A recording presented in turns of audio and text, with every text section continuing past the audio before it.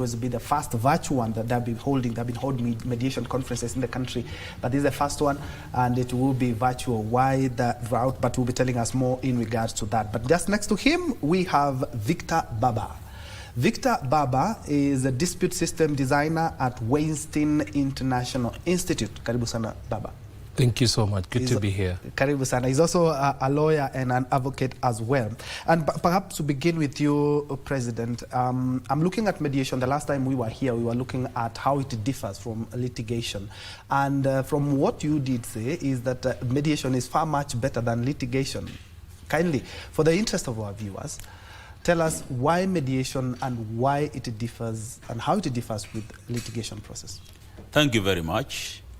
I think I'm happy and glad to educate the public about mediation because that's one of my duties as a professional mediator. Mediation is an alternative dispute resolution process. Alternative to what? Alternative to traditional litigation.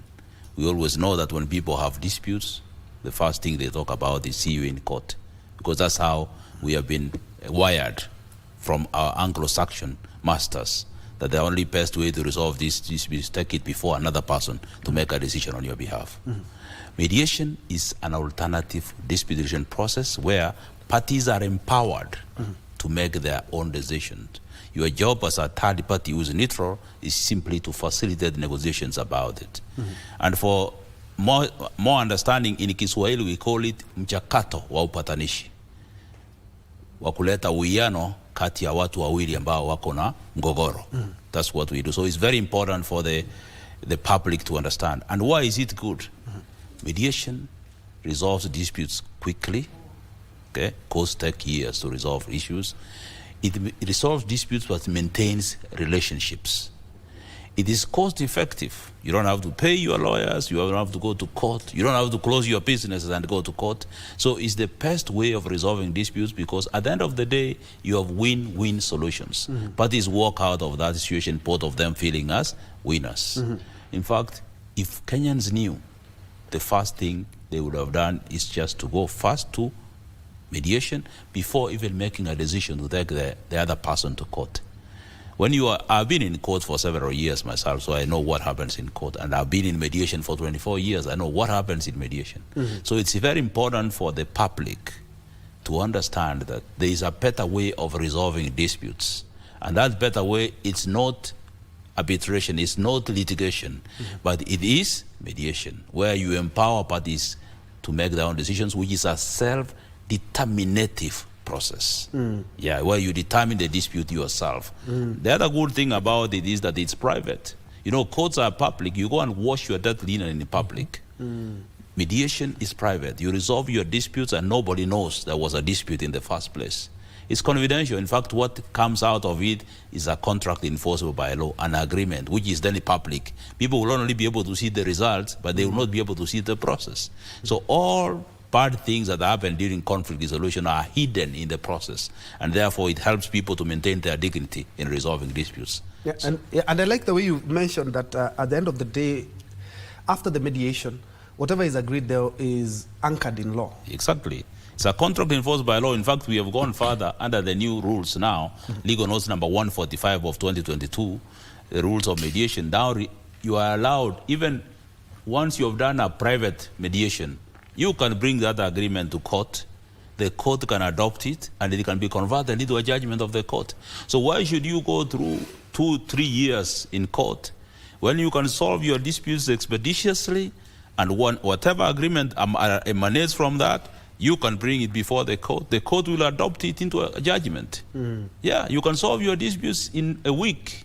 A dispute which would have taken you 2 or 3 years to resolve in court. Do Kenyans really know about this? Yeah. They don't. Some of them don't know. They don't. They should know about it. Yeah. Mr. President, I'm looking at the economic, also the economic side of it, is that if at all I'm having a case for the last 5-6 years, that money is tied up. Exactly. But when it comes to mediation, that is instant. As soon as the process is done, you can have your money back. There was a report given by the judiciary about how much money mediation has released back into the economy. You know, most of the disputes we have, complex commercial disputes that are before the courts, those ones can be resolved through mediation. And all the money tied up, which is stalling the economy, can be released back to the economy. And if you look at the statistics before the courts right now, you realize that since they started the court and expedition program, a lot of money has been released back into the economy. Now, the statistics we do not have is on private mediation, which has released even more money. People do not know because private mediation is not broadcasted for the public to know. People usually mediate every day, and this money is released back to the economy. Only the statistics we have are within the courts. And remember one thing Kenyans need to know, only 15% of the disputes find their way to court. 85% of the disputes are resolved down here without any... People don't prefer going to court, and therefore there is a population of 85% who resolve their dispute without resorting to the courts. So if we get a survey and we do how much is been released from private mediation, which doesn't find its way to the public and to the statistics, people will be, it is anonymous. It's so much that people cannot believe how much money private mediation is releasing to the community, so the economy. And therefore, now that we do not have that survey, we have started now developing private mediation in the country. I'm sure very soon there will be a survey which will show you how much money this private mediation is releasing, which is not at any time been broadcasted to the members of the community to know. Yeah, exactly. Baba, you have a very interesting story, and especially your background, but you decided to be a mediator. And we have tried the Sudan conflict. Kenya has been one of the mediators, and actually we haven't provided the platform, the Tumaini initiative. We have also tried out mediation in the DRC. Why did you choose this career path to begin with? Because you have a very interesting story. Thank you. First and foremost, thank you for having me. And secondly, I have to say that close to a decade now, Mangerer has been my mentor. He trained me. He opened my eyes into this amazing profession. And to your question, why did I pick this?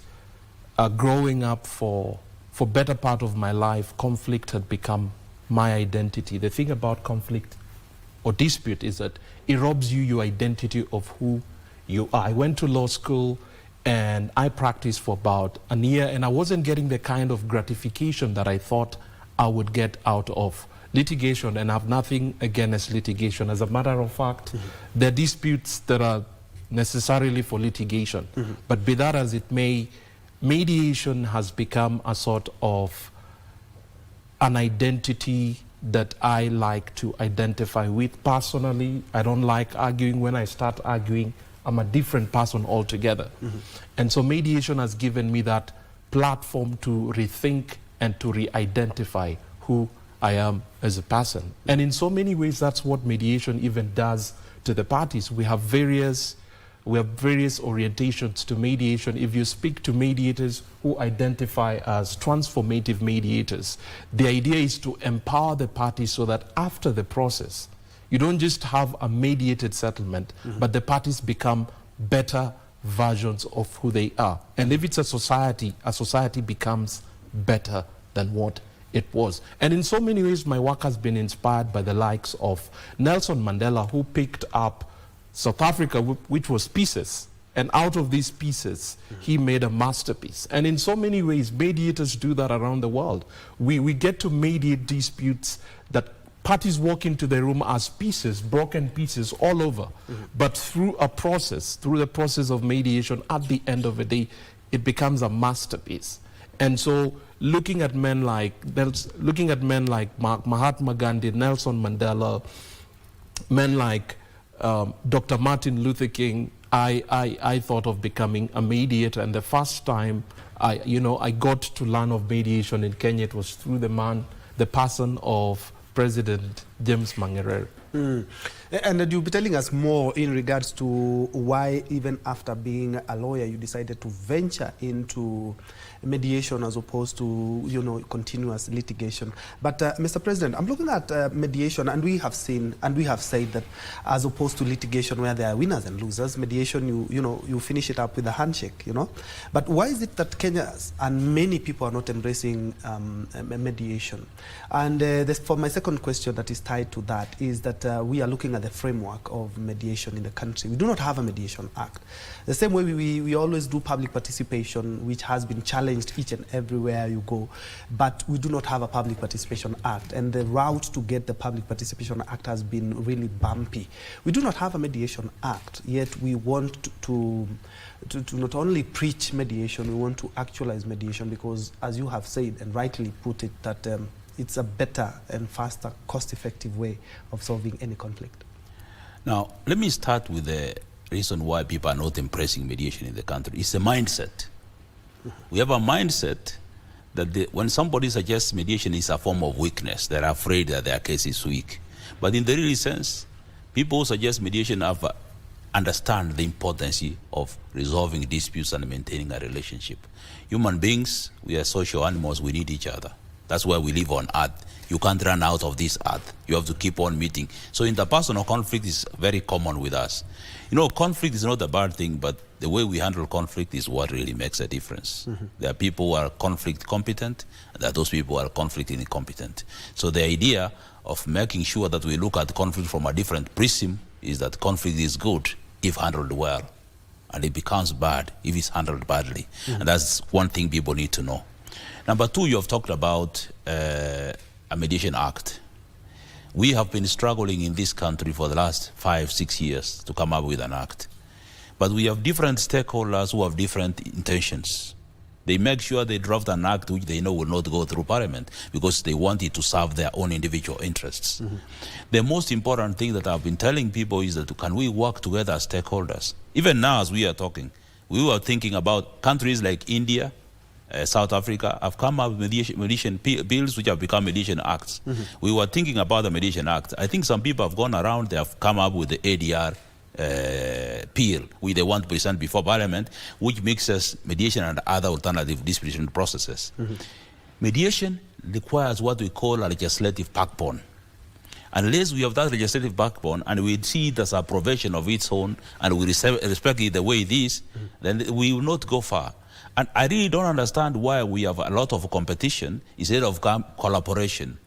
We need to come together, put our minds together and come up with a mediation bill, which then we present before Parliament for the purpose of legislation. Now, you see, some people have come up with something we call the Mediation Council, and they say it has become a part of an act of Parliament. How did it go there? You have just talked about a few minutes ago about public participation. Public participation is required. Public participation is very important. When you pass things without involving stakeholders, without involving experts, you are sure that that particular bill is not going anywhere. Even that ADR, bill which they have put up, we already have put a memorandum before Parliament of checking to its being legislated into law. Why? Because it's defective. Further defective. It doesn't take into account provisions to protect the sanctity of mediation in this country. And they know it. And in fact, people who do that, they know they'll do it so that it goes to Parliament, fails, so that we keep on following. I'm asking all the stakeholders and all Kenyans. Also, I'm asking the judiciary, because in most countries, the judiciary, the government, and private stakeholders work together collaboratively. We are not competing with anybody. What we have, we only have one country, which is Kenya. We need a one mediation act. First, which will control the standards of practice of mediation in this country. Number two, it will control the standards of training. Right now, we have 65 training institutions. You don't know which procedure was used to approve these training institutions. So anybody can go to the internet, pick a syllabus, put people in class, they pay money, they go ahead and train and give them certificates, and these people will bring them up into the public as mediators. Where are we going? What happens? What kind of procedure do we follow to scrutinize, analyze these people and know whether they are qualified as mediators or as mediation trainers? We don't have it. It's just a matter of presenting names to the public, and therefore you are really confusing the public, because if once you give names and approve that these are the people who are qualified to train, in the essence what you are telling the public is that you have assessed these people and you have found them to be qualified to train. So what you are giving the public is wrong information, because you have not assessed these people. If I present to you a syllabus, that does not mean I'm qualified to train. That's why institutions like the one I'm using, MTI, we go to International Mediation Institute, we are assessed. We go to Singapore International Mediation and other international organizations, we place our syllabus and the materials that we have, they assess us. They even send people into the country to come and sit in our classes and watch us train. They assess and take a report to those various organizations before approval. We don't have that kind of system. How then do you place 52 organizations in the country and tell the public these people are qualified and therefore people they train can be assessed? We have gotten it very wrong. And that's the reason why we need a mediation act.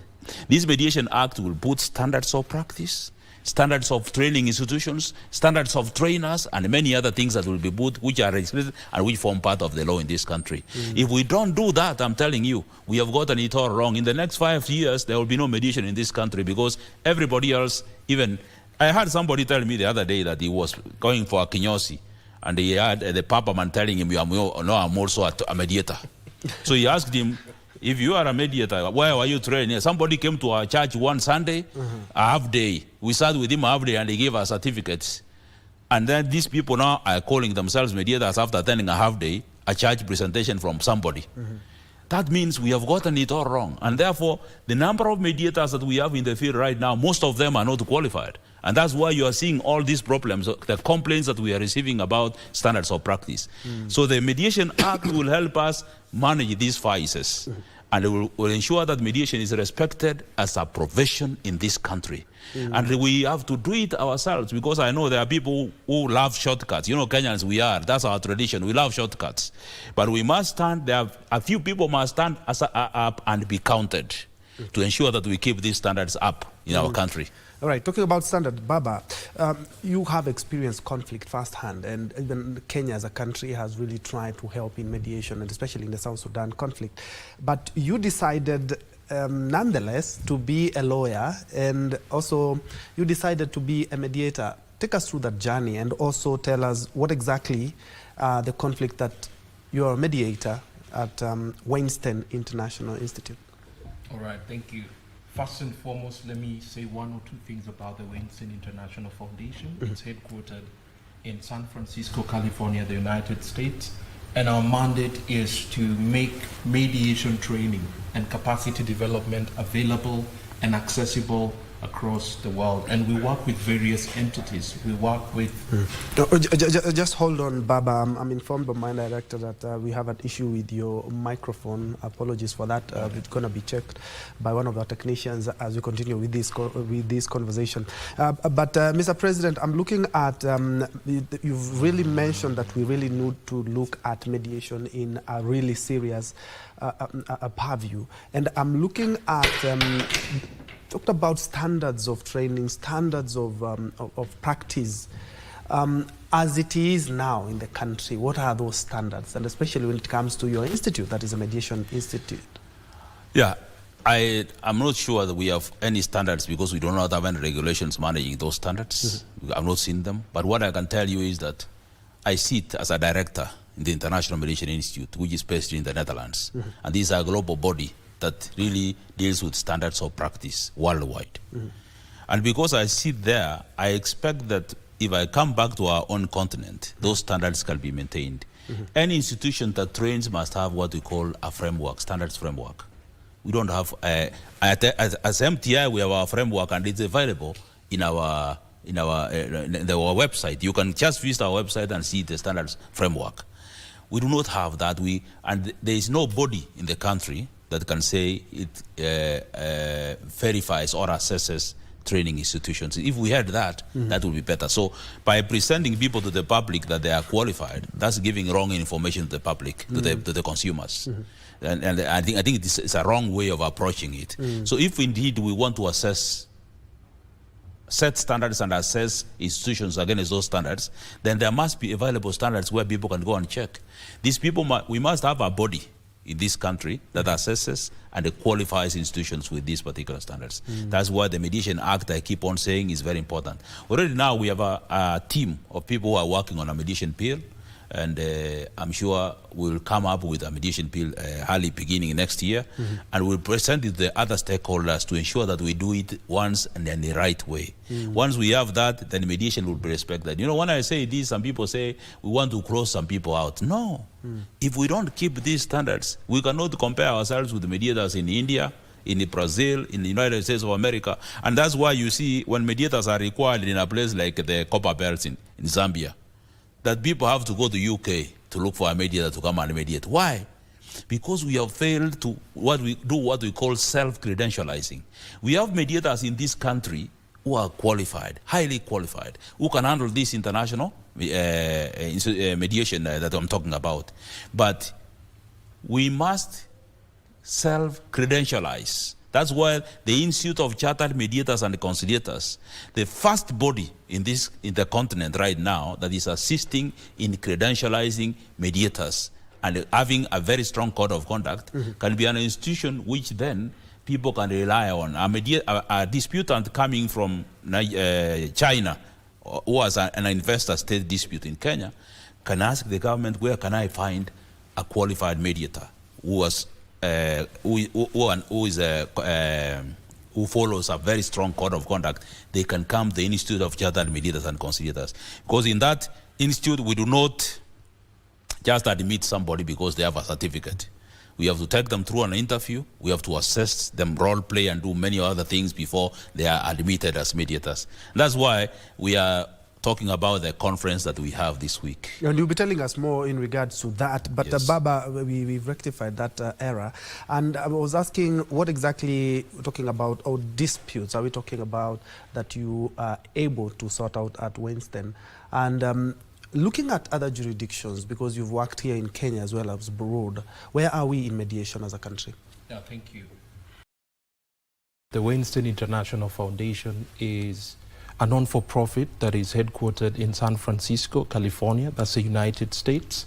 And its core mandate is to make mediation training and education available and accessible across the world. The Winston International Foundation has a network of great individuals who are exceptionally trained and well-experienced and seasoned mediators across over 150 countries. And through our network of senior fellows, we call them senior fellows, the Winston International Foundation is able to work with judiciaries, it's able to work with bar associations, it's able to work with many other stakeholders. Principally in Kenya, it's been working with the judiciary and Strathmore as well to develop the capacities of mediators, as Mangerer has just mentioned. That's the Winston International Foundation in a nutshell. But over to your question, what kinds of disputes do we get to look into? We look at disputes at very communal level. We look at disputes, everyday disputes that people go through. And once in a while, we will be able to participate in peace processes by developing capacities of peace negotiators on how to negotiate and how to engage once they come to the table of negotiation. Often we talk about an inclusive process and having people participate in a process, but we hardly get to talk about the capacity of these individuals to participate in such processes. Earlier on, when Mr. Mangerer was talking about mediation, he talked about mediation being we the people. It's all about the people, right? But we hardly talk about empowering these people to effectively participate in these processes. That would be a panoramic view of how we look into conflict and the kind of disputes that we participate in. But principally, our core mandate is developing the capacities of mediators across the world to become effective, efficient, and exceptionally experienced mediators to mediate disputes across the world or within their jurisdictions, so to speak. What sort of these disputes are we talking about? Because if you ask any Kenyan, what sort of disputes do we have in the region? They'll tell you about the South Sudan conflict, they'll tell us about the DR Congo conflict. So in your purview, which conflicts do you prioritize? We look into everyday conflicts, and the idea is to empower people, right? By everyday conflicts, I'm referring to an employment dispute, for instance, employee-employee. By everyday disputes, I'm referring to a succession matter. There's a divorce proceeding between a husband and a wife. We look into such kind of cases, but over and beyond this, right now our attention is focused on community justice systems. And what do I mean by community justice systems? We want to help communities develop frameworks that one can prevent. Right? Mediation is not just about resolving conflict. There are three fundamental elements to mediation. First and foremost, preventing conflict. Number two, managing conflicts that can be managed. And lastly, resolving conflicts that can be managed. And so in that regard, we work with various communities. We have ongoing work with refugee and displaced communities. And the idea is to empower them to become effective change makers and ambassadors of peace within their jurisdiction. And we have as well disputes where we have companies and community disputes. Ordinarily, these are disputes where you have mega infrastructure development initiatives. And often these mega infrastructural development contribute to conflict with local communities. Yes. Right? And so this is an emerging practice across the world, and we have our eyes set on that. Mr. President, I'm looking at you as the Mediation Training Institute. You do work with other stakeholders, the judiciary being included. And I'm just looking at it, and question is, how do we ensure that we have a standard way of practice? Because you've talked about, you know, we do not have an act, we do not have a body that will regulate the standard practice. How do we ensure we have a standard practice? Because there are so many bodies that you work with, not only the judiciary. The answer is just a Mediation Act. You know, once we have legislation, what we call legislative backbone, once we have that, things will come in order. Right now, we are establishing mediation centers around the country. We launched the Nyamira Mediation Center. On the 18th of this month, we shall be launching the Kisi Mediation Center. We are moving to the Kakamega, Eldoret, and Bungoma Mediation Center, and then we move to the other parts of the world, of the country. So what we are doing is having mediators come together. We assist them as MTI to come up with mediation rules, case identification guidelines, the manuals that will run the mediation centers professionally. So we are ambitiously, we want by the end of the year 2026, every county has at least 2 mediation centers, so that business people, organizations, churches, when they have issues, they can refer those matters to mediation centers. We will also want to collaborate with the judiciary, and we are going to approach the Chief Justice on this. We shall directly go to the Chief Justice or Judicial Service Commission and ask them if they can come up with collaboration agreement, partnerships with them, so that when matters are, there is an overflow of cases in court right now, those matters can be referred to the community mediation centers. So what we are trying to do is to make sure that we professionalize those community mediation centers. That's why I'm training community mediation center managers to be able to run those centers professionally. Business people within if it's Kisumu or Nakuru, Eldoret or Kisi, can know that instead of referring their matters directly to court, they can take those matters to the mediation center. There are case managers that will process those cases and subject them to mediation. It's only after mediation has failed that people now can consider moving to the courts. This is what we call a mediation policy that is there in the United States, in Canada.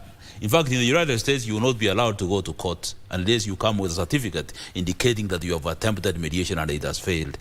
Why should we put a serious backlog in courts and put a load on our judges and magistrates on issues that can be resolved through mediation?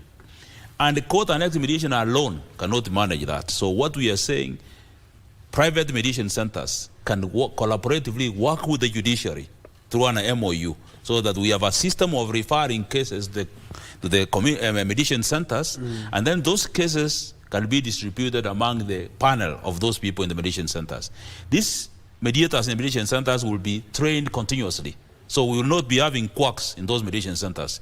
These people will have to attend training and retraining every year. They will attend refresher courses and webinars. They will be assessed and given certificates every year. So and they will also be bound by a very strong code of conduct. So these are people who will be dependable and will not be having the kind of issues that people are raising right now once these mediation centers are up and running.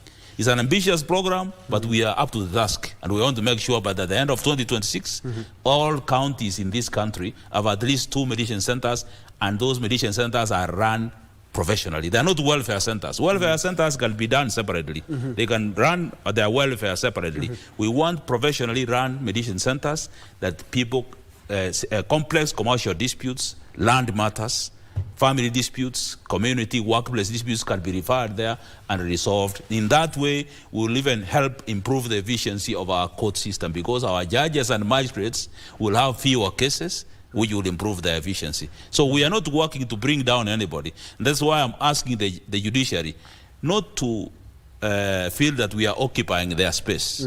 We are simply coming to complement what they are doing. What we only need is for them to collaborate and cooperate with us, so that we work together with the mediation centers to ensure that properly qualified and professional mediators can handle matters at the mediation centers, and therefore even solutions that are being brought, even agreements that are being brought to court for adoption, are agreements that have been done professionally, and this will give easy time to the courts to adopt those agreements and convert them into judgment. And we are ambitious about it. Mr. President, you've just mentioned that 2 mediation centers in every county, maybe by the end of 2026. Quite an ambitious program. Yes, ambitious program, but we have to task. I'll be coming back to you to tell us exactly what are some of the bottlenecks that you are seeing that could make us not actualize the 2 mediation centers in every county, and the framework, including the act, just as you mentioned.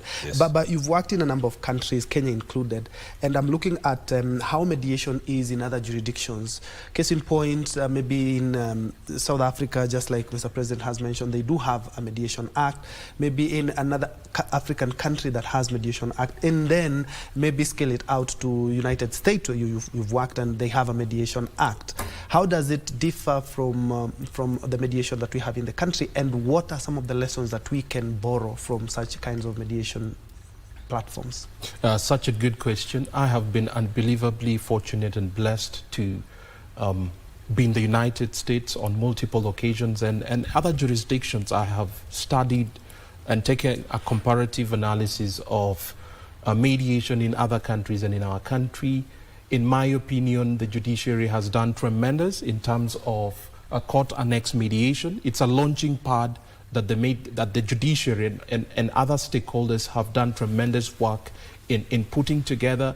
And the next phase of mediation in Kenya, the next level, is private mediation. Now, speaking or looking at other countries, I know Rwanda has got a mediation act. Rwanda has a very proactive attitude and culture towards mediation, which is something that I believe we can learn from them, building a mediation culture. Looking at South Africa is still developing her jurisprudence on mediation. It's going to be interesting to see how it takes its shape in the coming days and years. And speaking of the United States, as you may know, mediation has been in the United States for quite some time.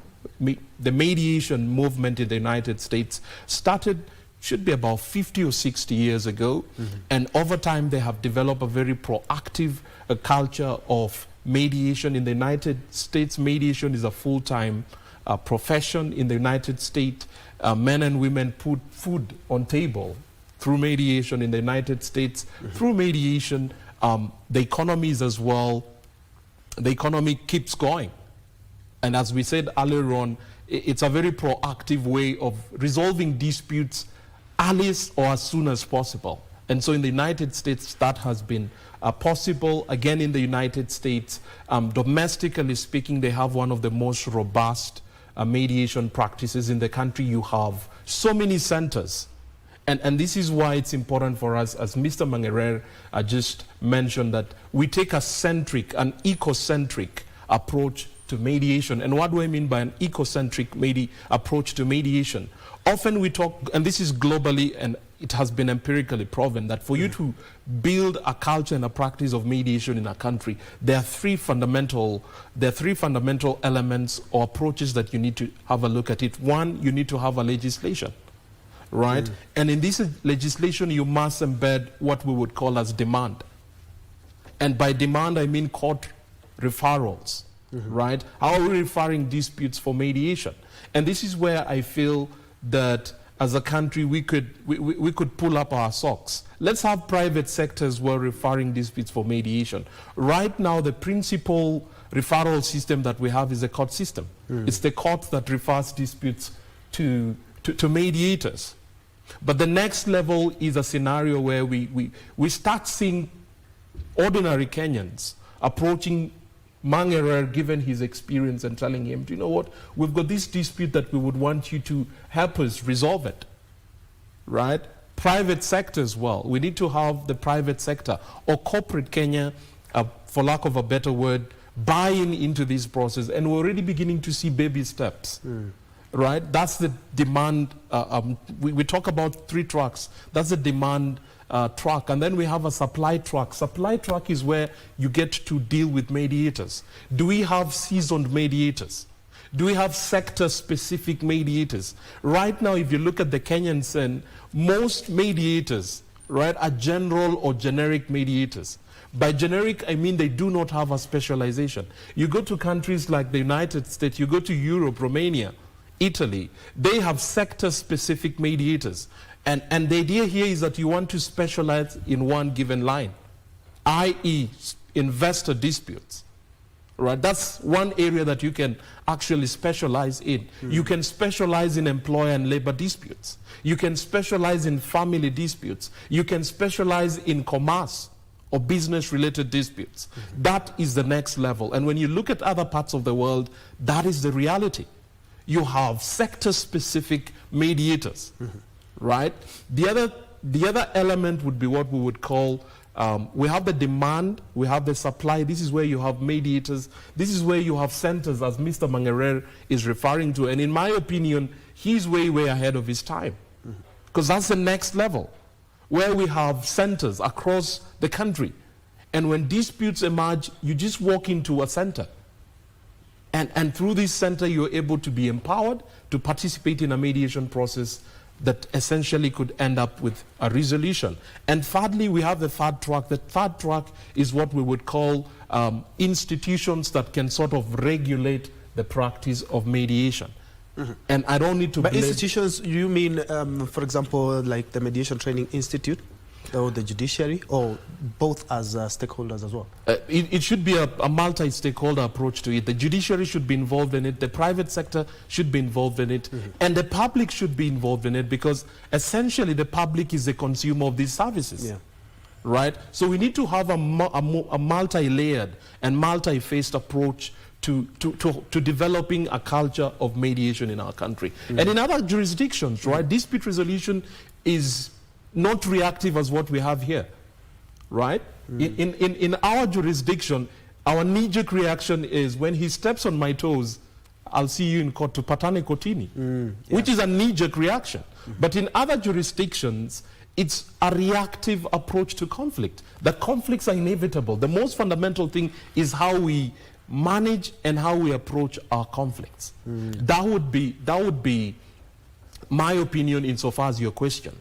And looking at things from a global scale, we have the Singapore Convention, which is a global instrument that contemplates the enforcement of mediation settlement, right? Assuming a Kenyan company and a Chinese company are having a dispute and it's resolved in China, how can that mediation settlement agreement be implemented and enforced in Kenya?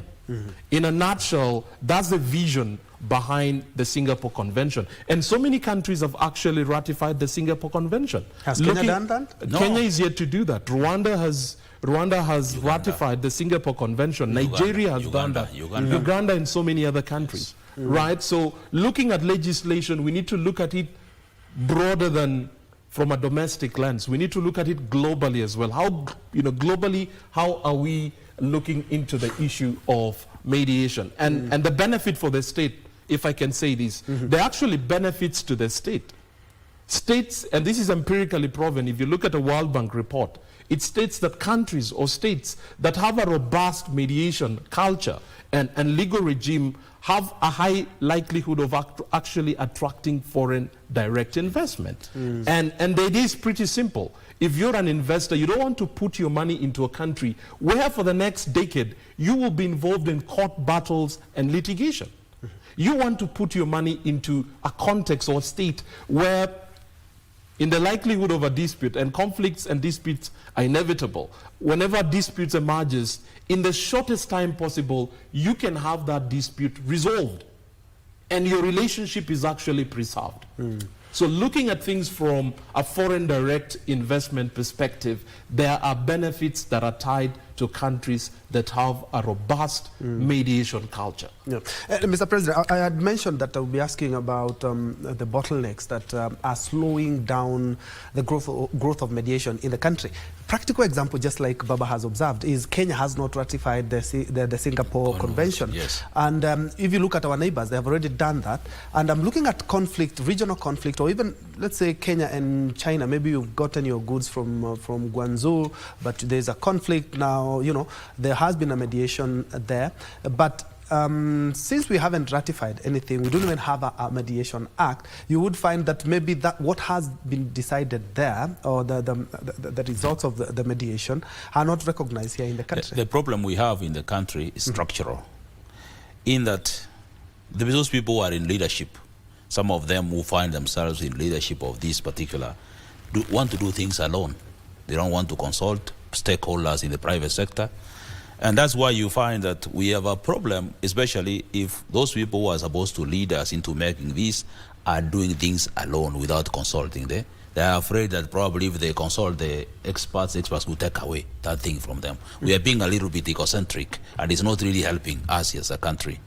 Right now, we are supposed to work with the Attorney General of the Republic of Kenya and other stakeholders to bring up this Singapore Convention for the purpose of ratification, signing first and then ratification, where other countries have gone. In fact, investors coming in the country will always be asking themselves, if we have a dispute and we have a mediation in this country or outside this country, can it be implemented in the country?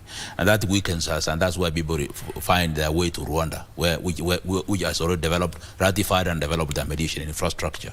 So our mediation ecosystem has a problem. So what I want to ask, especially members of the judiciary, right now here they have established the standing committee. We have three arms in the judiciary right now. We have Court Annex Mediation Program, we have MAC, Mediation Accreditation Committee, and now the third one, which came recently, known as Standing Committee. What are the functions of each one of them? And are they complementary or are they competing? That's the first thing. Number two, how can they work with the private sector to ensure that we promote mediation in this country? Because if they isolate the private sector and they want to work exclusively, I'm telling you, they won't go far. The wise man says that walking alone, you can walk a distance. Working together, we can walk very far, isn't it? So if they decide to walk alone, then their journey is just limited, and they should know that. Involving stakeholders is the only way that they can succeed. I hope somebody tells them. Now, the challenges that we have are the mindset, I talked about it, and then lawyers in this country have not completely embraced mediation, because lawyers are the very important stakeholders. They are judicial officers, and you expect that... Judicial officers are lawyers, yes, but we have private lawyers at the bar, the advocates. They also need to embrace mediation so that they can advise their clients whenever there are disputes to refer them to mediation. Lawyers can still make a living out of mediation. There is what we call trial advocacy, where you can represent your client and get paid the way you present somebody in court, but only the context now differs. We teach lawyers on what we call trial advocacy, on how they can represent their clients. So lawyers need to embrace this. Judges also need to promote mediation to support it. I'm talking about the judiciary. Judiciary now, sometimes they work and then we find things happening without involving the private stakeholders. As I have just told you, unless they involve everybody, we shall be going back and forth. It's just like somebody's digging and somebody's getting back what you have already done behind you. You not go anywhere. That's why most countries have not progressed in as far as mediation is concerned. For the judiciary, let them embrace the private sector. Talk with experts and we work together in this journey. Isolating some of us won't really help them a great deal. They need to involve us. Then there's lack of awareness of mediation in the country.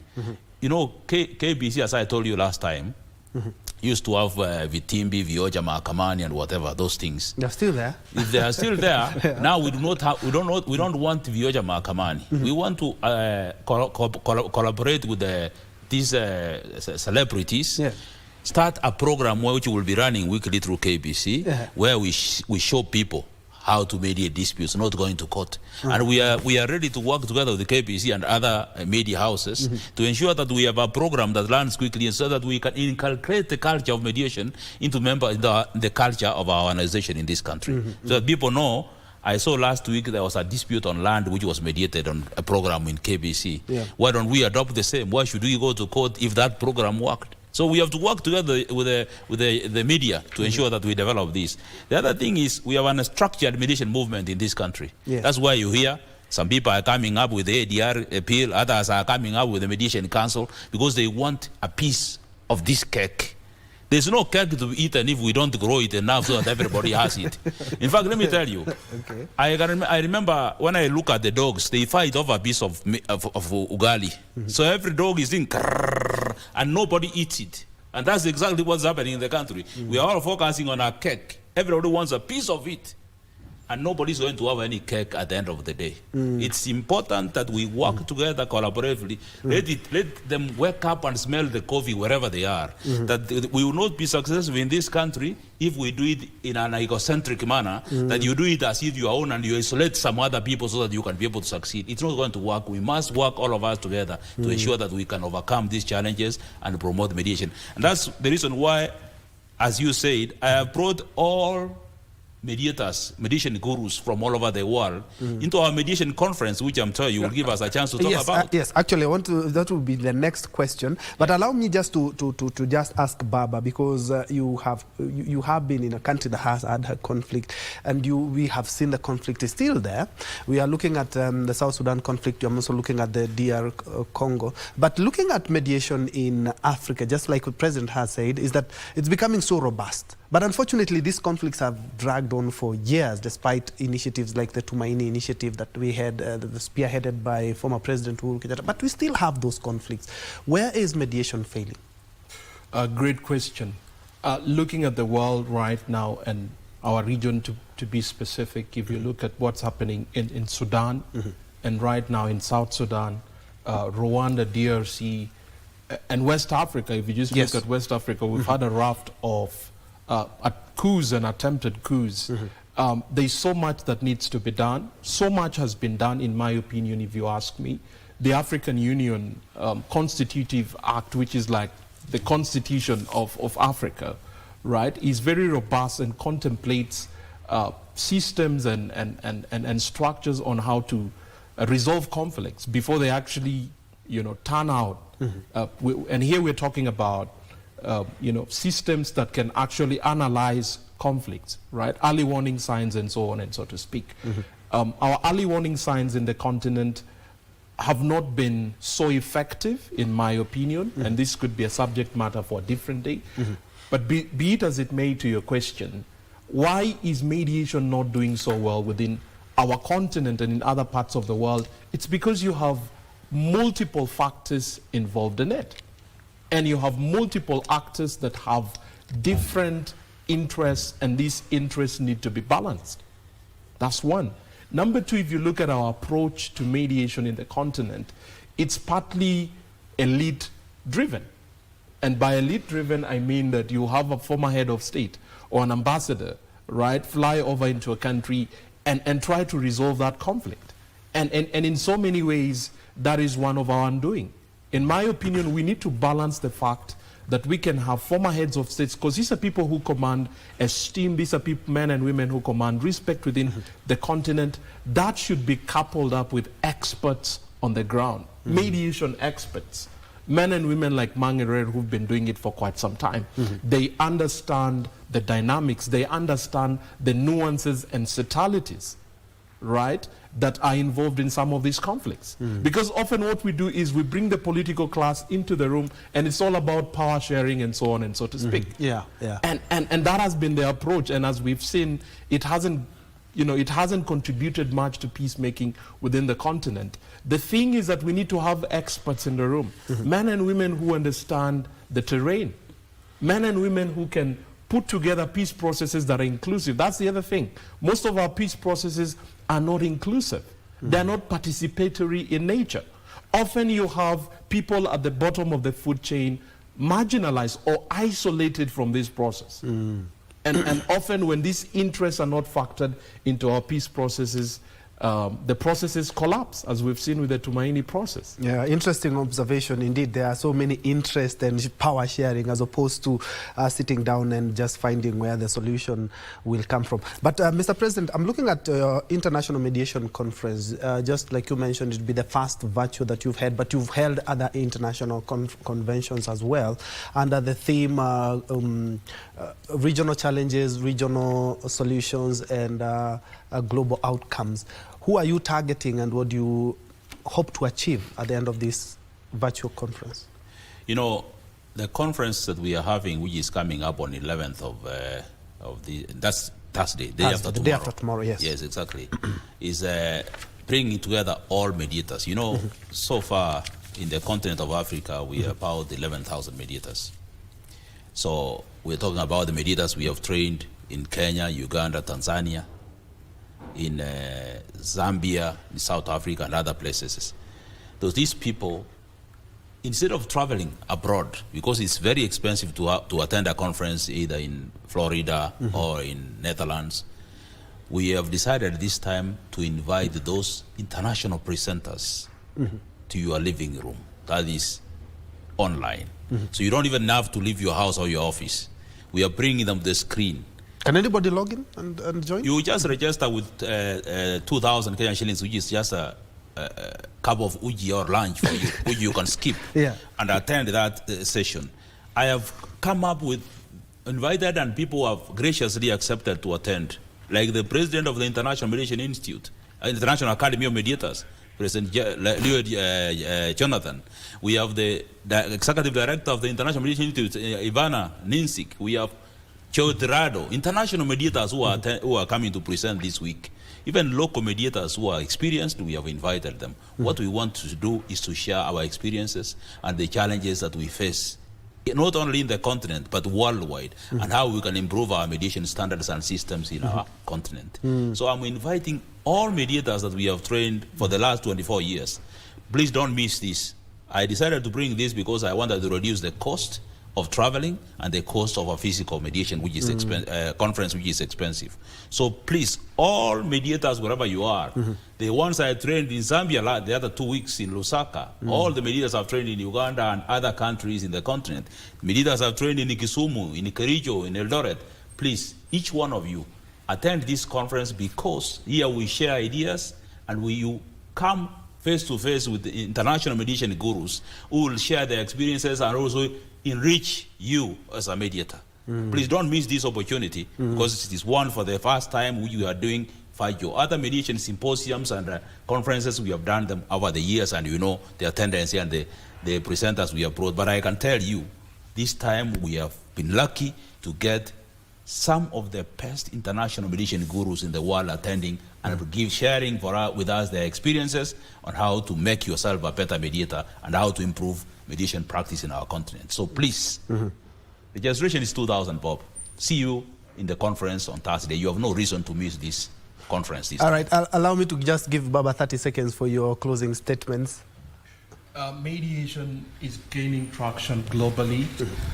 Be that as it may, Kenya has so much potential, as I have seen, and the next level is private mediation. And for private mediation, not just to survive and thrive, we will need a holistic approach to how we go forward. And by holistic approach, I'm referring to the judiciary, we will need the private sector, and we will need Kenyans, and we will need the media as well to help us in mediation advocacy, educating and sensitizing the public. Let me give a small comment. Just like the last one. Yeah, the last one I'm saying. You see, if you want to see the quality of mediators that we train, you don't look far. Look at our product.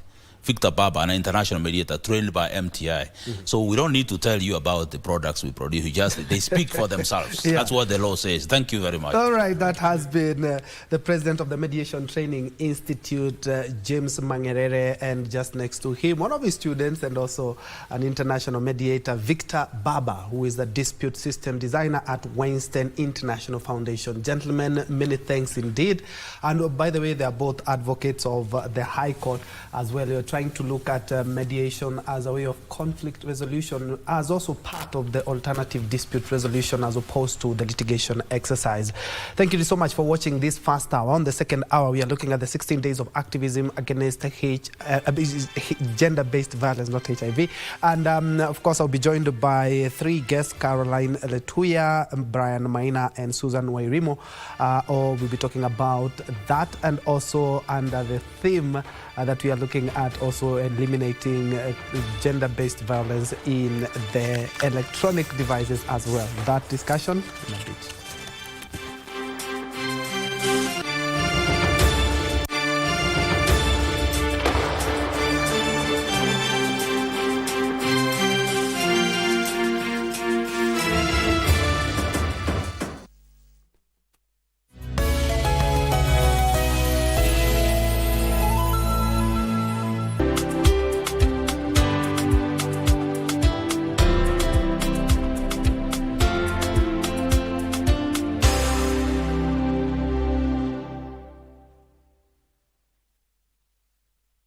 Looking to advertise on KBC? KBC announcement services are now available on eCitizen. Visit kbc.ecitizen.go.ke and fill out the online application form. It's simple. 1. Complete the form. 2. Upload required documents. 3. Receive a quotation based on word count. And 4. Get notified via SMS when your announcement is ready. Please note, clearly indicate the type of announcement, service station, and all relevant details. 2. All applications must be made online only. Manual submissions will not be accepted. And 3. Announcements will air after news bulletins. For assistance, reach us on email ecitizen@kbc.co.ke or use our social media handles, Facebook, your Facebook account, and X at your X account. Or you can call us on 0723-892-654 or 0734-780-124. KBC announcements. Simple, fast, and digital. Where? Baba Jina. Na mayai sikuiona. Akibada ile pesa yote. Masa! Kwanza yenda alinitengenezea hii. Wow. Sisi skills zitamsaidia in future. Josh! Mama Cindy! Mama Kenti toka. Kumbe hivi ni kweli? Ni nini unaficha? Hiyo pesa nitakurudishia.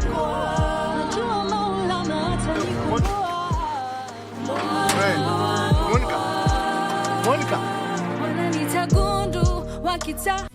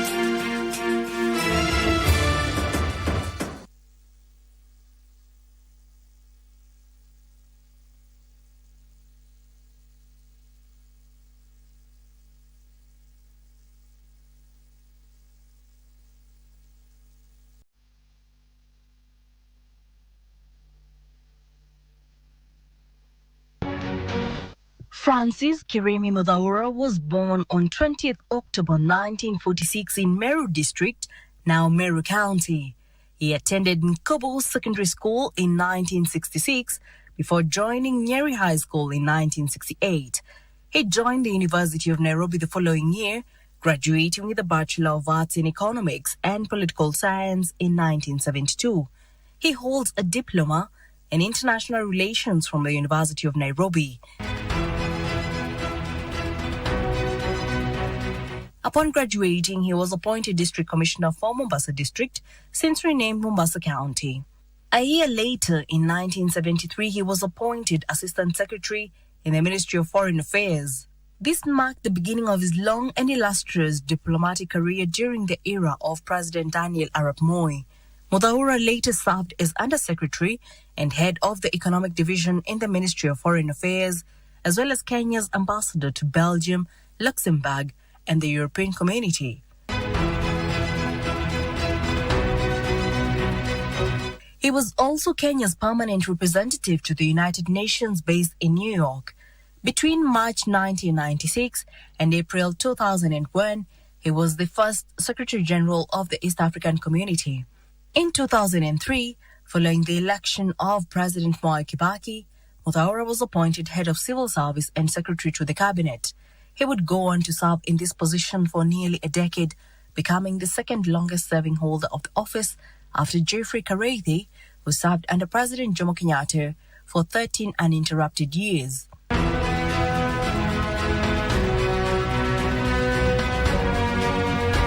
As a civil servant, Muthaura brought to government a rare combination of experience in economics, political science, diplomacy and administration.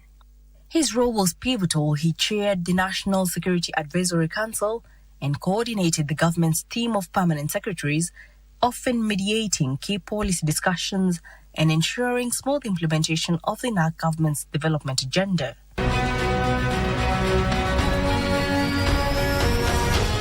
In 2007, President Kibaki retained him in the same capacity. Upon his retirement from public service, Muthaura was succeeded by Francis Kimemie. After leaving government, Muthaura continued to serve in national leadership. On May 23, 2018, he was appointed chairperson of the Kenya Revenue Authority. He was reappointed for a second term effective October 21, 2019, serving until 2022 when he was succeeded by Anthony Mwaura. Francis Kiremi Muthaura earned respect as a disciplined administrator, a skilled negotiator, and a symbol of continuity in Kenya's civil service. Jackie Wambiru, The Cabinet.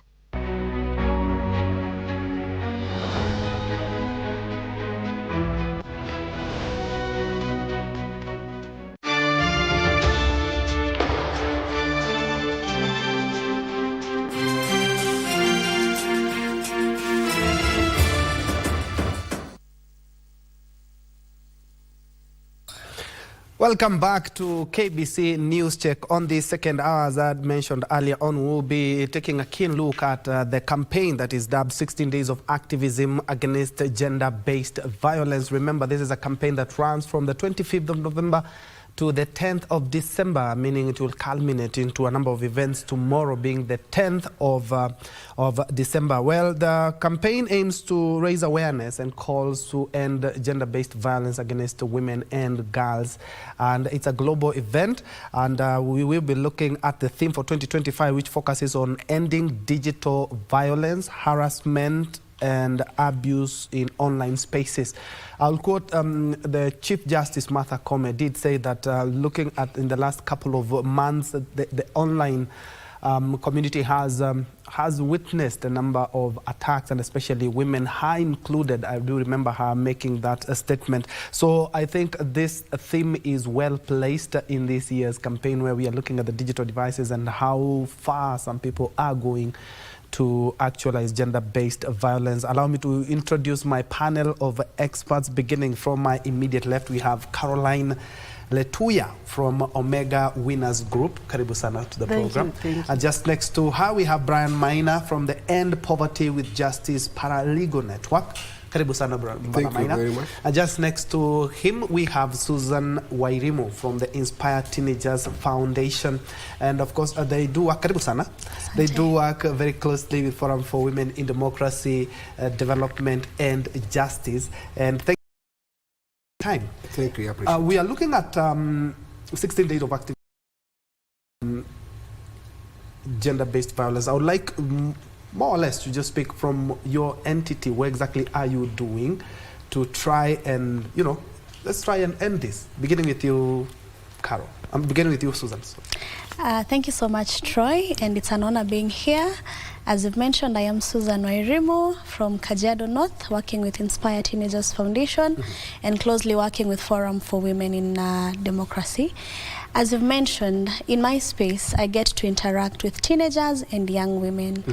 And you find that 90% of the girls, young women and boys who I work with are survivors of sexual and gender-based violence in one way or the other. And when you align it to the theme for this year's 16 days of activism, you find that in the era that we are in right now, young people, young women are fully in the digital space. And the question is, these people are already experiencing gender-based violence at the community level. So looking at it now, adding together into the digital space, I'd say it's becoming a menace. You find that young people are looking for friends. Right now, if you ask an adolescent girl or boy, who is your friend? They will not pinpoint a physical friend. They will tell you that I have a friend on Snapchat. I have a friend on TikTok, on Facebook. But how sure are they that this friend that they are calling a friend is a young person, or are they impersonating to be... Probably it's an old person who is impersonating and making them look like it's a young person. So mine is to say that there's currently an emerging trend, and young people are looking for a safe space because they're not getting the safe space in the community. So they're resulting to going to the digital space for that. And it's a good thing that you've mentioned that. And we are looking at 16 days of activism falling squarely during the holidays, and we're talking about the digital devices. We've seen what they can do, both the positives and the negatives. Unfortunately, we're talking about the negatives when it comes to abuse. Bonamaina, I'm looking at the 16 days and what you have been doing, because it's culminates tomorrow being the last day. What are some of the campaigns that you have done working for End Poverty with Justice Paralegal Network? Thank you so much, Mr. Troy. And hello viewers, my name is Michael Brand Maina. I work with the Paralegal Network that has been mentioned. Allow me to indicate here, to announce and tell the public that we launched on 25th, and we had a procession from Ongatarongai, Kware Market up to police station. And why we were doing it at the market, it was to create and raise awareness within the market people. Then along the way, we had children, girls and boys that were helping us in the procession, that were part of the procession. And why we were finishing at the police station is also, like, for example, to bring the police officers into the awareness of what is happening in the digital world. And when we talk about harassment and violence based on the digital violence, so the police, led by the OCPD and the OCS, also were very much in, having a lot of interest in knowing when these matters are reported at the police station, what is supposed to be done by them, and what how do we escalate this information. Do you also, like, for example, bring on board the survivors and the victims all together. And so from 25th, we are planning other events along the line. We have met the chiefs, we have met the area ACC, also tell, for example, to amplify the voices of advocacy into the same area. And tomorrow we're having another one. We're having another one at Kitengela that is launching the county GBV policy, which is also part of the campaign. We were also supposed to have a legal aid clinic tomorrow, and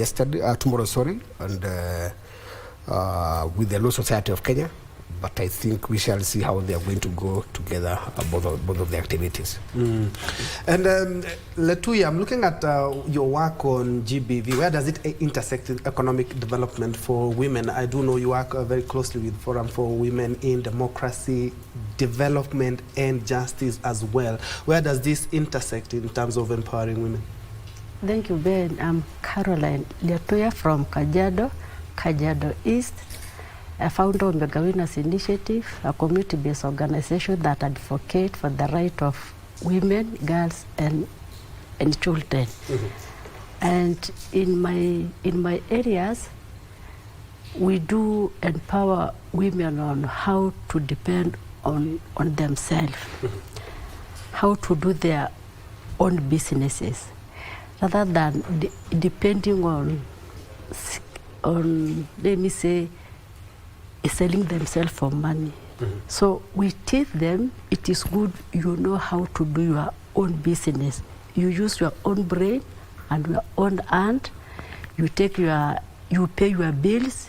You pay for your kid school fees, rather than going to street, running for men, or to the dating app, looking what to do. Because now many people, many women are on the dating app looking for a man who can help me, who can be my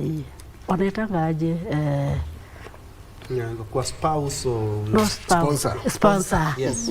So we do not encourage women on sponsors. Be a sponsor yourself.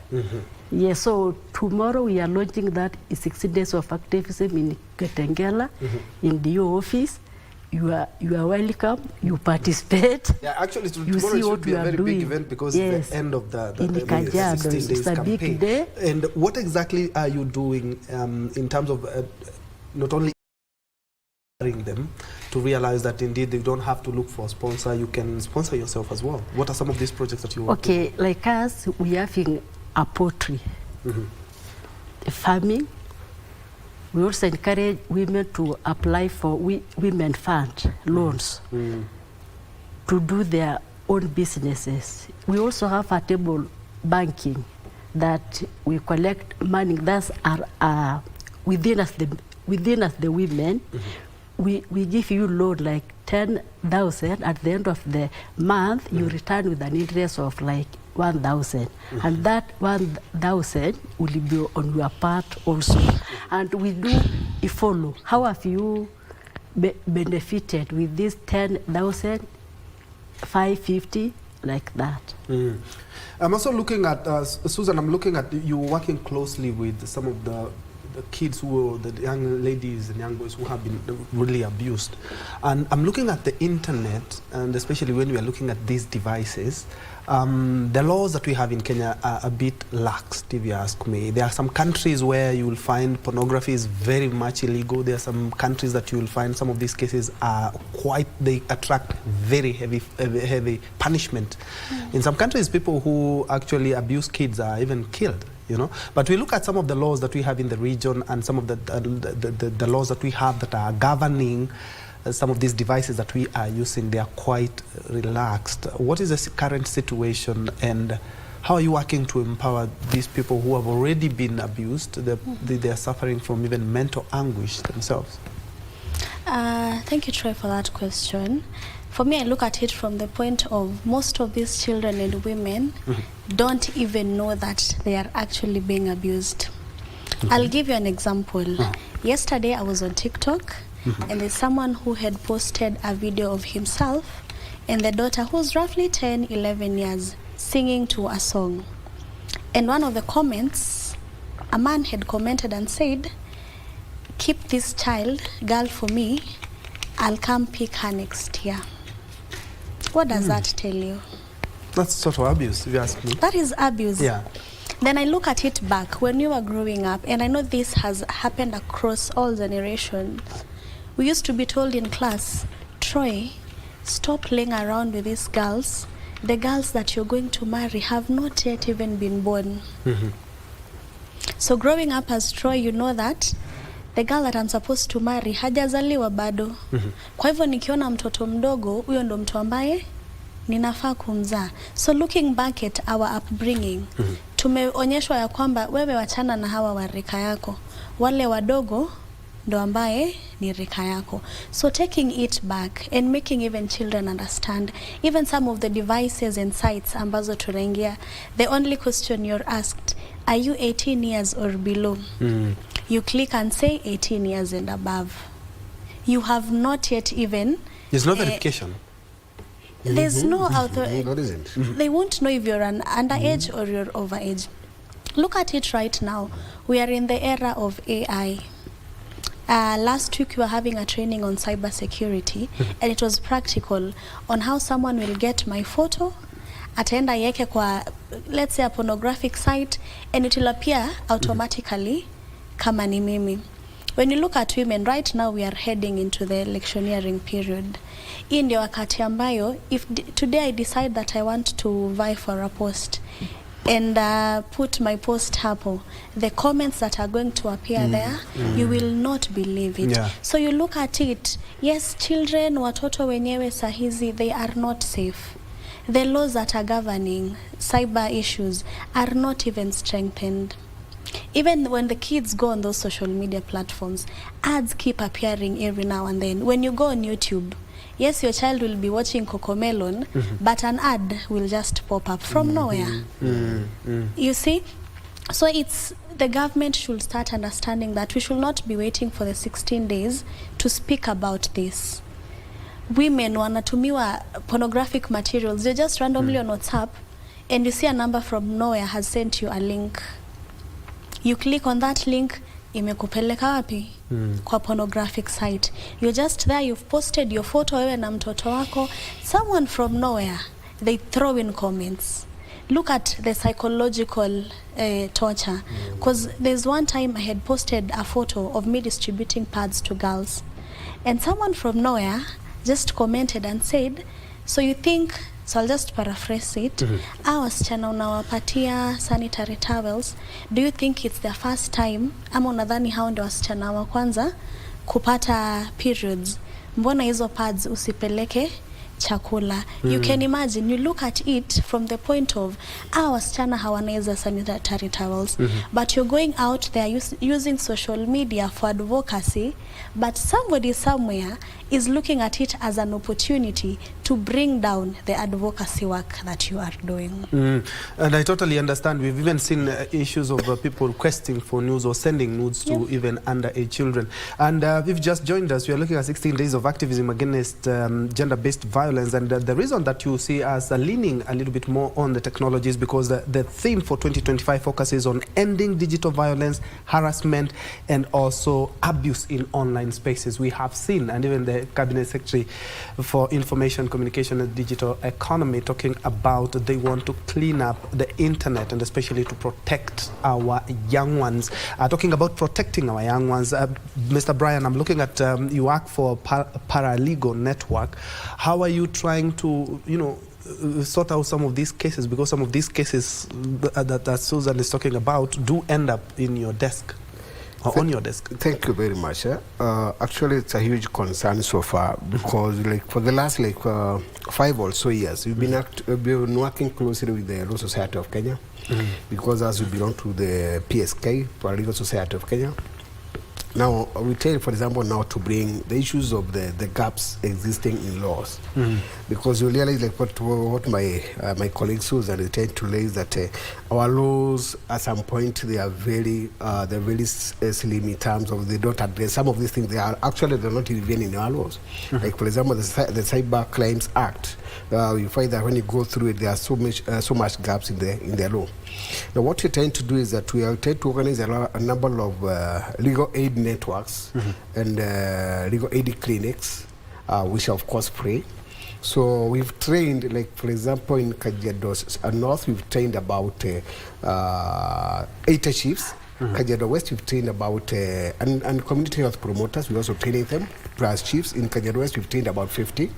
In Kajiado East, we've trained about 30, and even in Kajiado South. So what I like, for example, is to raise awareness in terms of legal redress. This body they are brought on board. That which office is supposed, like, for example, to handle which matter and which case. We have also tried to bring on board with the police officers. So we are going to the police stations, we organize with the OCS and the OSPDs and train the officers so that when these matters are brought on board, they are not, like, for example, caught off guard, that they are not aware of these cases that are happening in the community. At the same time, we are also approaching the churches so that whenever we are given a platform in any church, we go there and we try to raise awareness. Now, these are crimes against humanity. These are crimes against the rules of Kenya. They are also international laws that also guide the same. So There are so many shutters that also try, for example, to safeguard the security of the girls, the security of women and such. So ours is to build advocacy and capacity building and training, like the legal awareness in the community. That is majorly our scope. Yes. I'm looking at, Caro, I'm looking at the role men do play. And just like you've mentioned, is that you find sponsors mostly are men, and you find some of these people who are really on the forefront of actualizing gender-based violence on the internet or on digital devices are men. What role can we as men play, not just as allies, but as active participants to end GBV and the cases just you've mentioned of using young women to actualize their interests? Thank you, Brian. Thank you, Ben. You know, you men, you are our friends, and it is you men who humiliate us on social media. It is you men who lied us in the name of I love you. But on the hidden, you are bringing me near to you so that you may do me, you may harm me. Just be honest. If you love me, just be open. Don't use me for money. Don't use me to rob me. Just say, because nowadays you may find that many people are on the social media looking for boyfriends, partners, what. So you may be honest. If you love me, just love me. Don't have another hidden, meaning that you are trying to love me and yet you have another interest. Be genuine. Yeah, be my friend. You be a friend. And I'm going to still pose the same question for each one and every one of you, because at the end of the day, we instead of just shifting blame sometimes, I think working collaboratively could help. Because if you ask me, for example, you've mentioned a number of incidences which are purely abuse on social media, and in those cases that you've mentioned have been perpetuated by men. So my question is, how can we as men work with women, not only as allies, but to just ensure that we are done with this gender-based violence, and especially when it comes to social media? All right. So even as we speak and say that we want men to be part of this, it's also important to note that men also suffer and are victims of violence. Recently, there is a reporter whose photos were online, and when you go to the comment section, you'd see very sexual comments from women. And my question was, is this still violence? I take it as violence. Absolutely, because this person has not given you consent to throw in sexual words towards them. But again, in as much as that is happening, women become victims on a high, the prevalence is very high. But also looking at it from the point of, if you are the men who are doing it, just get to understand that this can be happening to your mother, it can happen to your wife, it can happen to your sister, to your daughter, to a lady next to you. And ask yourself, if this was happening to someone close to me, how would I feel? If today a lady has sent me their nude photos and I want to release the photos out there, if this was the same thing that was happening to my sister, how would I take it? If this was my daughter, how would I take it? If we can go back to the point of humanity and ask ourselves that it's not about the fame that I'm going to get, but what impact does this have to this child? Look at it. This woman, this girl has a family that is depending on them. Their reputation is going to be spoiled. This is full-time, lifetime psychological torture, because unlike physical abuse, which you'll go to hospital, utatibiwa, hizo vidonda zitaisha, psychological abuse, most of the people who undergo technological violence rarely speak out in the first yes place. And the first question you're asked, mbona ulipost picha ukiwa na nguo nusu? Mbona ulipost hata social media? I mean, it's a Why did you even send those photos? Why did you even send them? And then you see, also looking at it, what I talked about, the AI generated photos, nowadays it's very difficult for you to differentiate if this is an AI photo or it's indeed the deep fakes. Yes, so it's just about men and women coming together and speaking from a point of humanity and empathy, because it can happen to anyone at any time.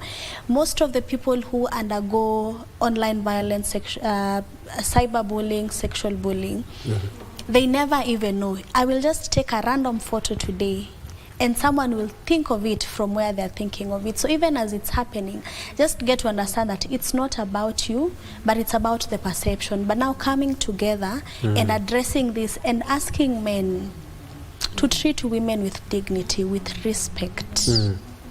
Yes, and not look at them as sexual objects to be manipulated or exploited. Well said. Bonamaina, I'm looking at being on the legal framework. How do these cases or how do these people get redress, and who are you working with to ensure that at the end of the day there are some of these things that we can get legal redress? Because if at all you know who has been abusing you, you can even report. You work with DCI and there are other development partners that you work with. Who do you work with, and exactly how do you actualize these people getting justice? Okay, a good question. But you allow me just to mention something related to what Susan said to bring on board. Yeah. This is a narrative that is in the African mind. Let me just use the African culture of misogynistic, whereby there is this feeling by men, they feel they are the superior than the women. That whenever there is any matter, any subject that involves the two gender, men must dominate the superiority. And so when you find that, for example, 2-3 men are seated somewhere around, and there are some women around somewhere, they must be talking something negative about the women for in one or another. This morning I have left a discussion going on with Philip Gem Trust. They're having a men conference, a men talk in Kajiado. Tell, for example, to to digest this matter and see how do we bring the larger men society into addressing what is it that we're talking, for example, digital violence to women or even violence against women. Why do we even have to have this discussion and narrative in so many areas? And so, having that discussion, we also want to escalate that discussion in the interior of Kajiado, because there are those areas that you don't have the digital violence, but you don't have the physical.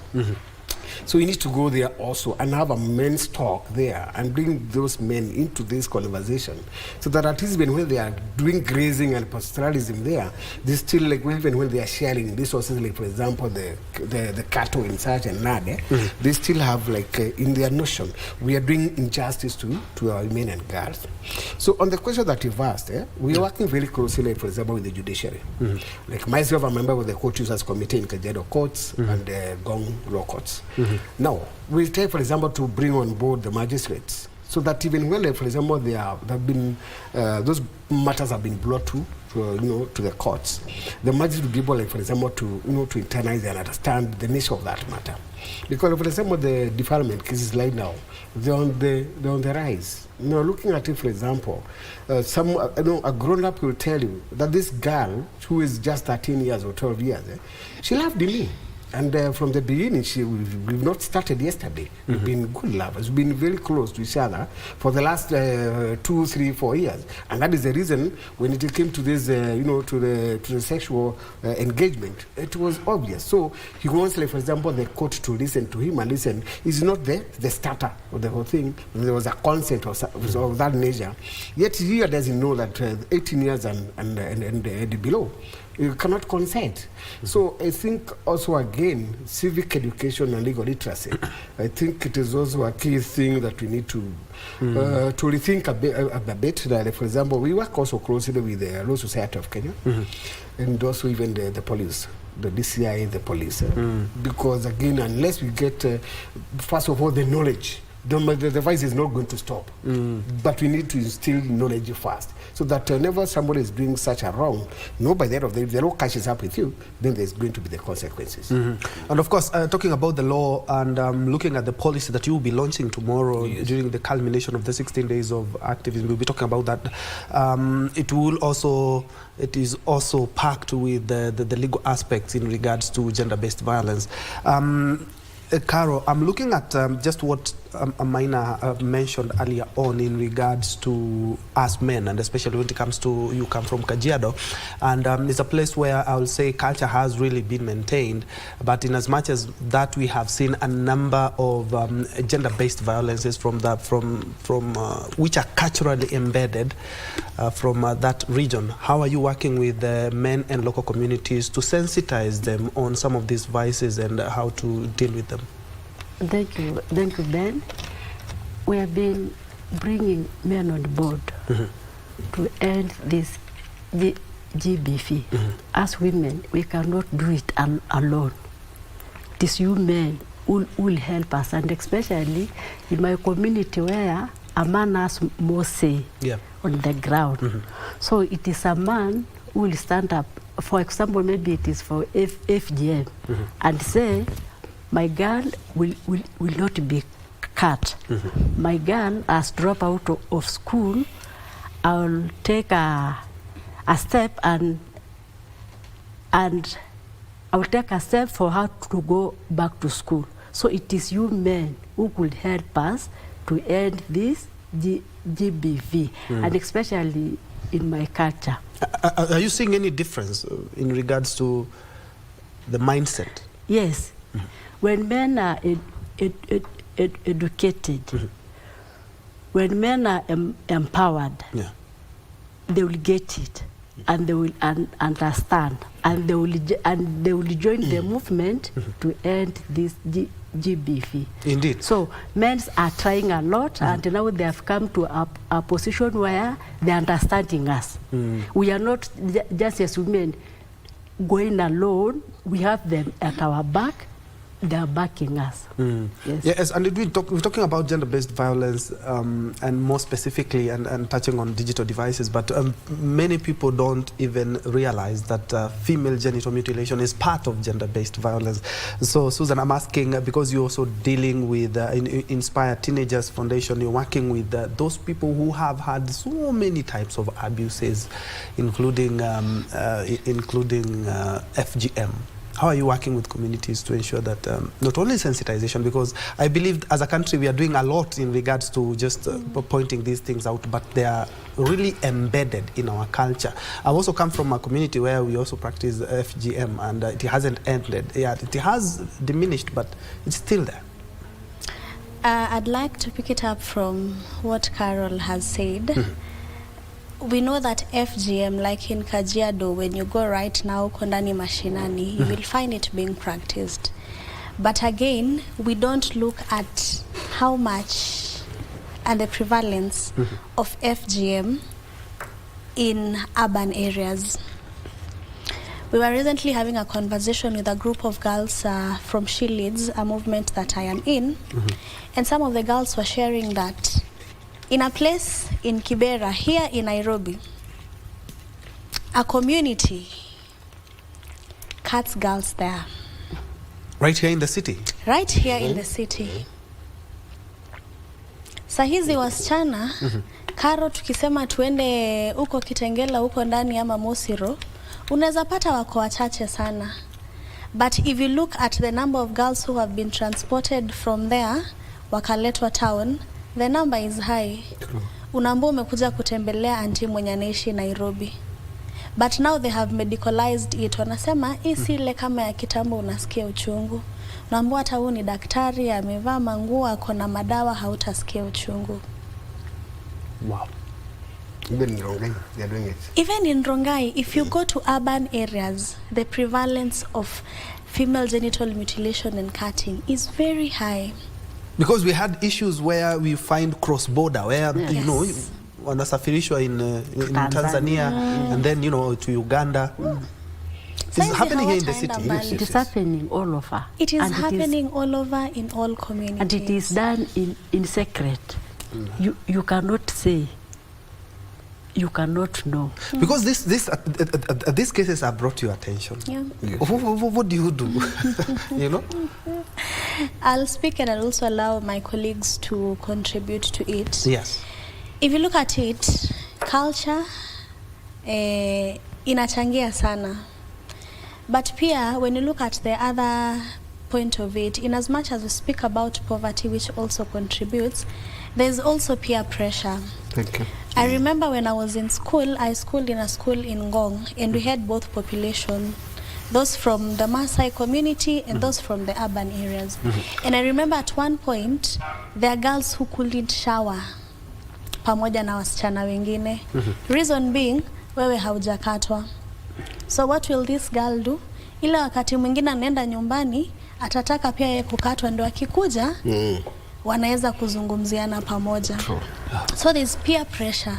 You find that there are conversations which wewe hauta kuwa involved kwa sababu wewe haujakatwa. So for you to feel that you want to be part of it, utafanya nini? Utataka kuingia. So peer pressure is also one of the contributing factors which we don't speak so much about it.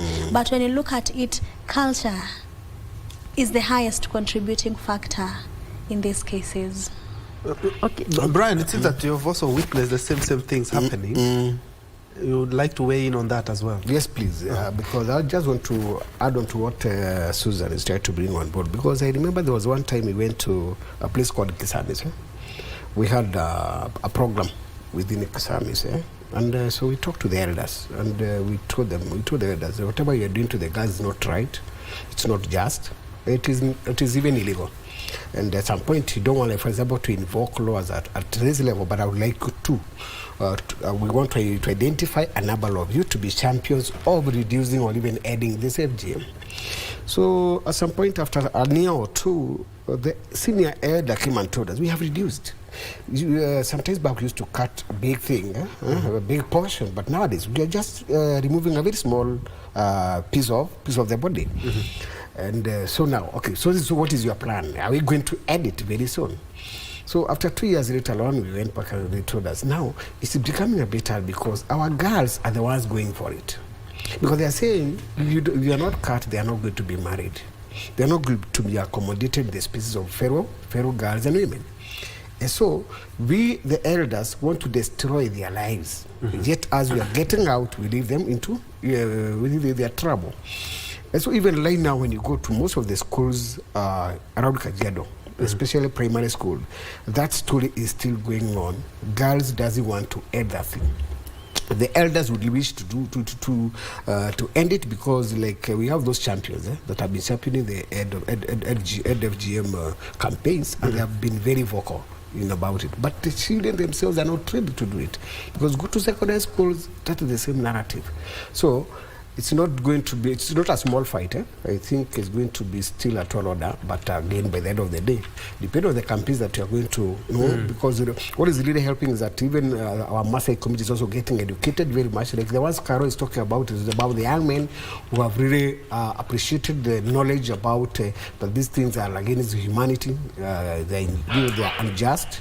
So young men have really cooperated well with our civil society organizations that are working around the area.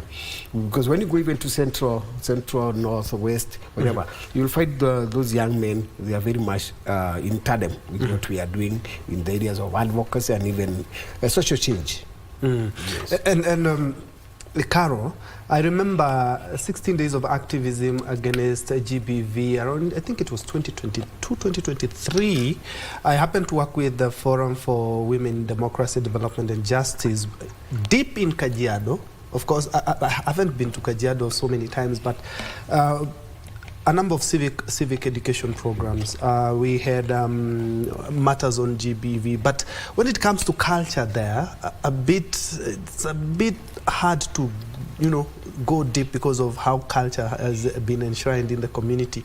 How difficult is it for you as Omega Winners Group to try and change the mindset of people? Because at the end of the day, just like I mentioned, even FGM is part of gender-based violence. Thank you, Ben. It is not that easy because you may find that women of my age and the older one, they are on the front line, believing on FDN, believing on when a girl drop out of school, instead of that girl going back to school, you send her to, you give out for marriage. Because maybe that girl has wasted your money, your time, so you advise her to go back to not to go back to school, but to get married. And that is actually, we are going backward, not front. So every time, if we try to go a step ahead, we found ourselves on another step back. Because of like the timing. Yes, yes, because of that people have not changed their minds. They're still going by the old fashion. That a girl, for example, I may tell my girl, be cut, because I myself am cut. I've given birth to all of you. I have this bomber. I build everything, so nothing is bad. When we practice this. And also there's this notion that a woman cannot stand before men and lead. It is always a man who gives the decision in the family. It is always a man who should stand and lead the community. In my end, our women are not is supposed maybe to be MPs, to be chief, to be any leader. Why? Because our culture does not allow us. And yet, we are being taken to school just as boys. That what a man can do, a woman can do it better. I can lead. I can be an MP. I can be an MCA. I have all the quality. And more so, I'm not that fishy that I will eat everything. Say the community. Yes, and still I'm looking at what she's talking about, and I'm looking at some of the challenges you guys have to go, because you work for different entities. In regards, I know funding is a challenge, and culture is also another big challenge. How are you circumventing these challenges, and especially for you who have to, we have to have safe houses for these people, for these young men and young boys and girls who have been abused? How are you circumnavigating that? Well, as you've mentioned, as we are here, we are 3 different entities, but when you go back to the community, we work as one. FODAJ brought us as grassroots organizations from different parts, from the sub-counties in Kajiado County to form a movement. Because you'll find, like, I will be working with adolescents and young women who got pregnant and dropped out of school. A case has been brought to me, a case of violence. I don't have the capacity to do that as an organization, but I know Brian as a paralegal can better handle that situation. I know Forum for Women can support me in getting psychosocial support. I know another organization can help me get sanitary towels, can help me get diapers for the kids, even moving the girls from the place where the act has happened. Because you find when most of the girls are survivors and victims of violence, yes, you support them, alafu unamrudisha pale. Hakuna kitu umemsaidia. Yes, umemsaidia, but amerudi tu pale pale. Ule mtu ambaye alimpiga, the person who sexually abused them, will continue doing that. But what for me has really worked is working together as different organizations. Yes, I will say even from the county government, we get support, but it's very, very minimal, because you find that cases are all over. Unapata msichana ambaye amekatwa, amepata mtoto, drop out of school, amepigwa, na saizi ameachiliwa nyumbani. How do you get to support them? As Susan, as a CBO, we might not be able to holistically support them, but working with other partners has been very, very critical. And it's also a call to action for the government to really not look at it as a 16 days activity, but it's a 365 event that happens. Wasichana pigwa kila siku. Recently, last Saturday, there was a similar walk at Kiseran police station because there have been reports and there have been cases wa mama wasichana wamekuwa kikatakatwa, unapata mama wamepatikana wamekufa, even men. But when you go to the police station, yes, they are willing to support. Utaenda uripoti hiyo kesi, but hata huyo msichana ambaye amepigwa atawekwa wapi? Huyo mtoto ambaye amekuwa defiled, where do they even keep them at the police station? So you find the structures. We as CSOs are trying our best. We are going to communities, to schools, kwa sababu wewe kama mzazi utafunza mtoto wako nyumbani, but akienda shuleni, what content are they getting in? Akiingia kwa matatu, hiyo music ambayo anasikiza ni content gani hiyo ambayo ameileta? So holistically working with different partners and using social media in advocacy and telling stories for the world to understand what is happening. And Maina, tomorrow being the last day of commemoration of this campaign, there will be the launch of the GBV policy. Yes. Maybe you can shed light on that, because I would mention that the national government has kind of tried, because we have set up GBV desk at every police station. I just believe that it's in every police station. We have a desk. What is this policy about? Thank you so much. So again, it's also good to remind citizens that tomorrow is the International Human Rights Day. So the whole world will be celebrating tomorrow, 10th December, as the International Human Rights Day. So this policy launch will also culminate into one of the biggest action that we are taking as Kajiado County. And we've been working very closely with the Kajiado County government in terms of developing this policy. And much of the input even included the Office of the County Attorney and the Gender Committee, the County Assembly Committee on Gender. They have really contributed to this policy. So the only problem maybe areas that we'll be looking into is about implementing the policy, because having the policy and implementing the policy, these are two different things. So I believe for sure we want to push. The next item we'll be pushing now, how do we implement, and especially allocating resources, so that one item that we are trying to advocate to have on board is rescue centers. So they are called safe shelters. So we are trying to push the county government to help each and every sub-county. We have 5 sub-counties there, to have at least one safe shelter in one of those sub-counties, whereby when we rescue a survivor or that person, a victim, can be taken to such a safe house. And we want kind of a partnership between the county government to run this shelter with the CSOs around that area. So if it is like, for example, Kajiado West, we want that safe house to be run by the CSOs in that area, but also in collaboration with the county government. All right. We have also brought on board the police also to be part of this launching of the policy, so that at least now all the GBV, GBV centers, the police stations, they're also going to be in line with the county government and also the CSOs that are working in that area, so that they're able, for example, to achieve the objective of the policy. All right. Let me give you 10 seconds for final comments. My director informs me that we are out of time. Thank you. What can I say is that let us come out and report any harm or any sign any form of gender-based violence. Don't keep quiet. Go and report to your chief area, to the police, to the school department. Go and report. Don't keep quiet. All right. Susan? For me, I'd say we should not just have this conversation on 16 days. It's a 365 commitment, and we all have a role to play, because safety and access to the rights that we deserve is not a privilege, but it is our right, and let's keep speaking up and stop normalizing any form of violence. Maina?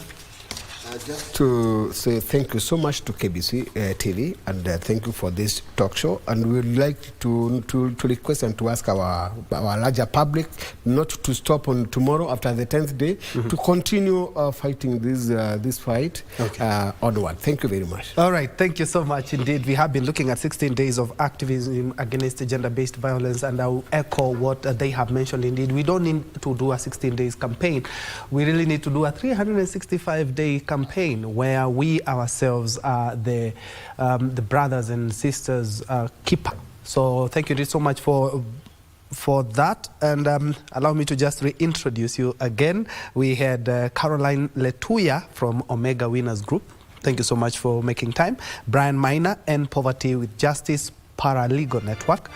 Just next to him, we have Susan Wairimu, Inspire Teenagers Foundation. Many thanks indeed for joining us. Let's continue this conversation on social media. My name is Njue. I'm giving the baton back to the Swahili desk. My colleague on the bottom right of your screen handling the sign language interpretation has been Caro Njoroge. You have yourself a blessed afternoon ahead.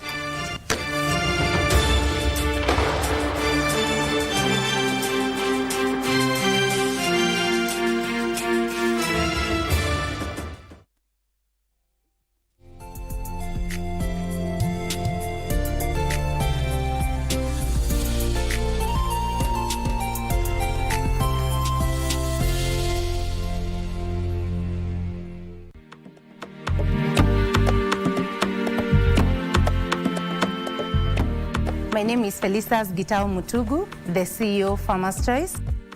Every tourist, when they visit us, one of the things they look forward to is the meals. We have a whole unit of the hospitality section which serves the hotels, and we also provide products for the convention centers and the conferences. And this is where we do the fresh meats in the specification that they would want. We employ directly over 2,000 employees.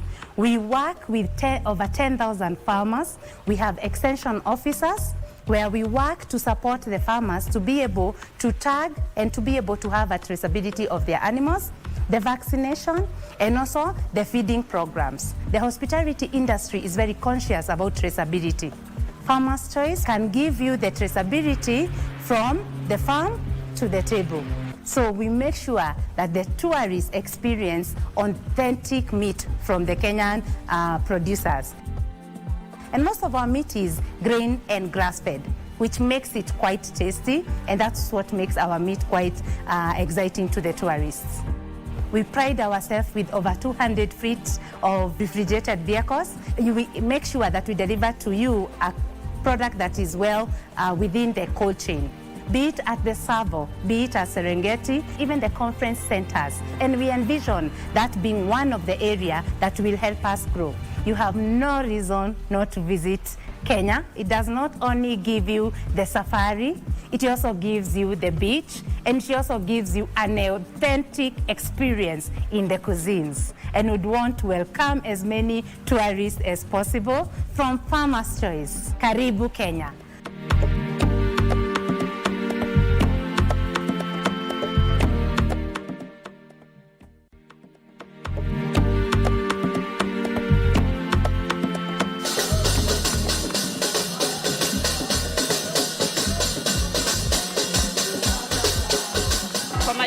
Mwanaharusi Ali, mimi ni mkazi wa hapa Lamu, na kupitia hichi kibanda chetu cha utamaduni tunaelezea kuhusu mambo ya zamani. Tunasoma mahindi, alafu tunapepeta hapa, tunatoa takataka, tukimaliza tunayasaga, tunatumia kusaga. Katika msago huo unapata unga sima, unapata mdhokoi na pia kidheri. Alafu tuna mashini nyingine pale, jiwe la kupaza mchele. Ule mchele tukipa